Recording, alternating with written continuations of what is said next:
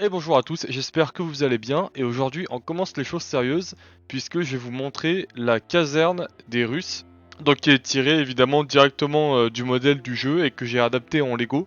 Alors je vais expliquer brièvement à quoi sert ce bâtiment dans le jeu pour un peu faire le lien entre mon projet et le jeu. Si vous êtes intéressé que par les Lego et que cette explication vous vous en foutez, je vais vous mettre un timer pour que vous puissiez donc éviter cette explication.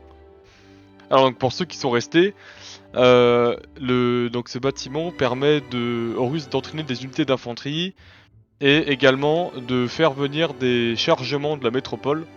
Donc pourquoi j'aime autant Age of Empires 3 par rapport aux autres Age of Empires, c'est tout simplement avec la mécanique de cartes. Donc dans le jeu vous avez des cartes et en fonction des âges dans lesquels vous êtes, vous allez pouvoir envoyer des ressources, des soldats, euh, des villageois, des bâtiments, etc. d'autres métropoles. Et donc, l'avantage de cette caserne russe, ça va être par exemple de faire venir 5 unités de cavalerie légère ou 13 unités d'infanterie légère pour attaquer l'adversaire le plus rapidement possible.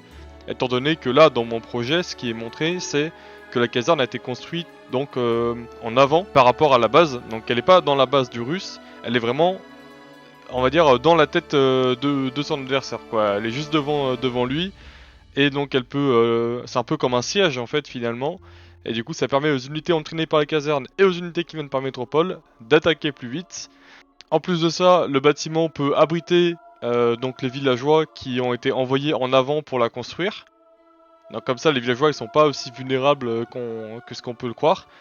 Et pour finir, ce qui fait que ce bâtiment est très puissant, c'est que du coup il combine l'avantage d'une caserne, d'un point de ralliement de chargement de la métropole, mais aussi c'est un avant-poste, ça veut dire qu'il va se défendre. Ça rend la position très dure à reprendre par l'adversaire. Donc là, imaginons dans le projet que je fais, le joueur hollandais arrive à repousser cette attaque russe initiale, et il essaie de reprendre le terrain, mais c'est dur parce que du coup il y a une caserne qui a été construite et donc qui lui tire dessus en permanence tant qu'elle n'est pas détruite. Donc c'est un peu comme un soldat immobile avec beaucoup de points de vie en fait. Donc voilà, c'est dur à reprendre. Je vais donc passer à la partie qui vous intéresse peut-être le plus, à savoir la construction du bâtiment. A tout de suite. Alors on va commencer par cette première section donc qui représente la section à l'avant du côté droit du bâtiment que vous voyez à l'écran. Alors pour réaliser cette section, comme vous pouvez le voir, c'est juste une palissade.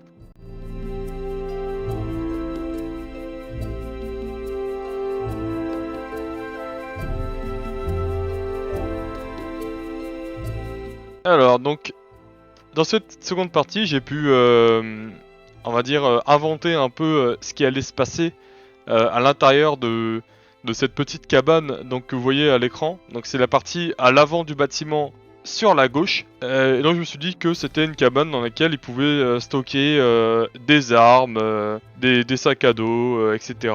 Donc là ici j'ai représenté un banc sur lequel les soldats peuvent s'asseoir, des tonneaux, et ici donc on a des bûches donc prêtes à être découpées pour alimenter un feu ou quoi que ce soit, pour réchauffer les soldats. Ensuite, donc comme j'ai dit, on peut stocker de l'équipement. Donc voilà, là je peux mettre des stands qui permettent de tenir des sacs à dos. Je peux faire la même chose pour donc tenir des armes. Donc ici on va avoir des fusils, enfin des mousquets et des sabres pour les soldats.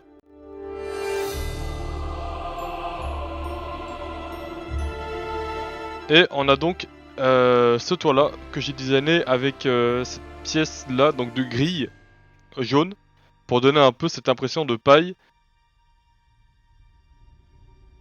Donc voilà, ça conclut la seconde petite section du bâtiment. Alors on va maintenant passer au bâtiment, on va dire, qu'on voit en arrière-plan. Donc on va commencer par la tour. Ici, donc on voit du coup la tour, et c'est là où j'ai dû un peu changer du modèle du jeu pour pouvoir y inclure des soldats. Donc j'ai un peu agrandi la taille de la tour par rapport à l'échelle. Elle est un peu plus grande que celle du modèle du jeu. Et donc on peut voir qu'elle peut accueillir des soldats, donc ils peuvent monter la garde ici. Voilà, ici on voit aussi à l'intérieur de cette tour qu'il y a de quoi stocker les armes. On a pas mal de clips pour stocker donc des sabres, des torches, des fusils, pour permettre aux soldats donc de pouvoir monter la garde. Alors, encore une fois, hein, tout ça on s'en fiche dans le sens où dans le jeu on peut pas mettre de soldats à l'intérieur. Le soldat qui tire, on le voit pas, on voit juste des dégâts qui viennent du bâtiment sans qu'on ait à mettre de soldats à l'intérieur. C'est pas comme par exemple si vous connaissez Napoléon Total War ou Empire Total War où on peut stationner des soldats dans les bâtiments, dans les batailles pour qu'ils puissent tirer depuis le bâtiment. Là c'est pas le cas, le bâtiment va tirer peu importe s'il y a des unités dedans ou pas. Ensuite donc si on passe au début du toit qui était assez on va dire c'est un assez gros challenge à designer. Ici donc j'utilise des hinges. Donc une hinge c'est quoi?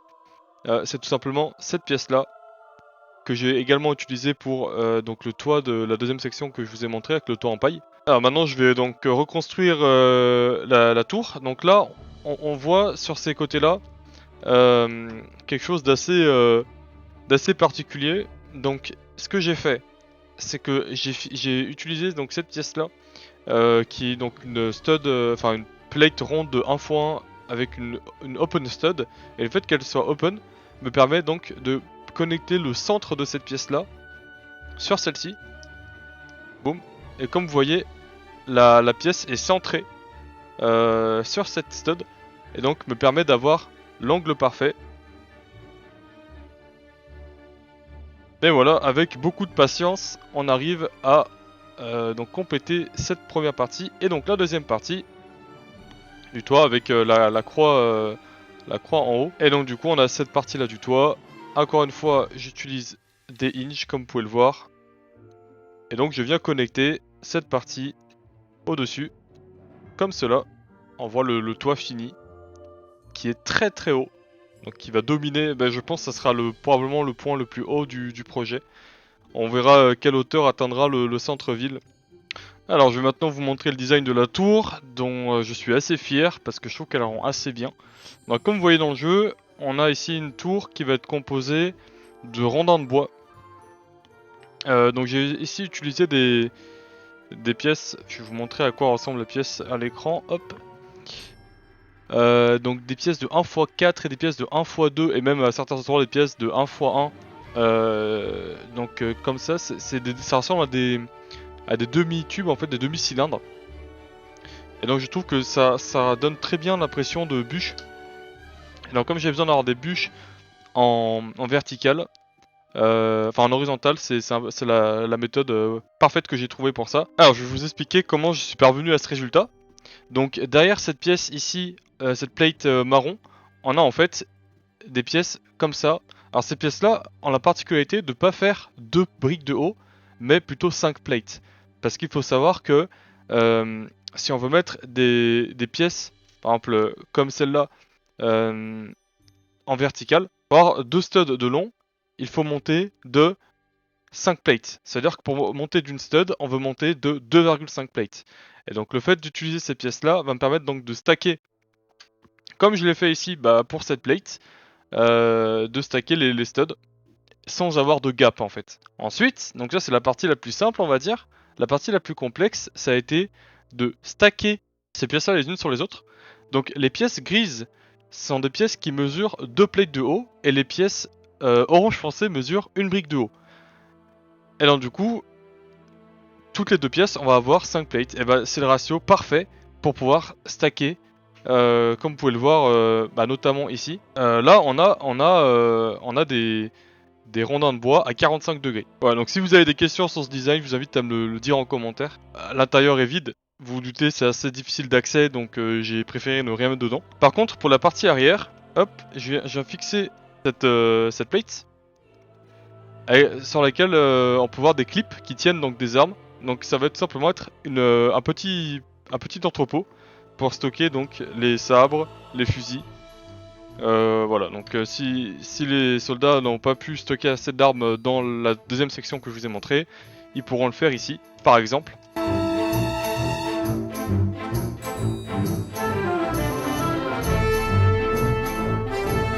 Maintenant il faut mettre le toit. Donc j'ai designé hop ce toit là qui vient correctement épouser la forme de la tour. Et on peut maintenant venir poser la tour que je vous ai montré juste avant, tout en haut. Magnifique. Voilà, magnifique tour. j'ai pu la remettre en place. Je vais maintenant passer à la suite du bâtiment, à savoir tout simplement la partie caserne du bâtiment finalement. Voilà, on met de côté la partie tour. Donc comme vous pouvez le voir sur ce mur là, ça va être un bâtiment qui va être assez bien équipé. On a des sacs à dos, des fusils, des sabres, etc. Et la petite différence par rapport à ce que je vous ai montré avant, c'est qu'on a du coup des pièces dorées qui montrent que on est dans la salle des officiers. Et donc ils ont un intérieur un peu plus sympathique, un peu plus riche.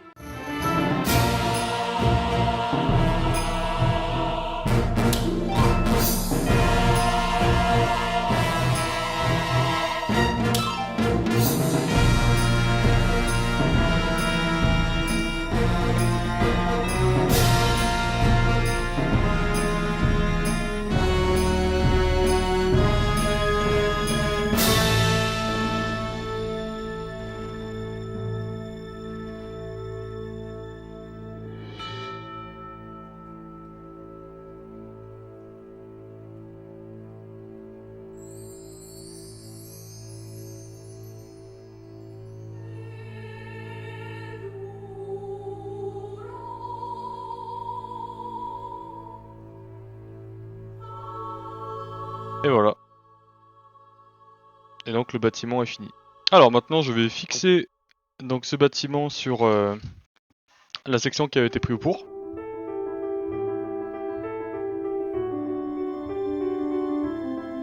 Et voilà, maintenant le bâtiment est pleinement intégré à la moque. Donc on peut le remarquer sur cet angle là, il y a un manque de détails de terrain. Donc des petites plantes, ce genre de choses. Et donc je vais rajouter ça pour l'intégrer à la moque.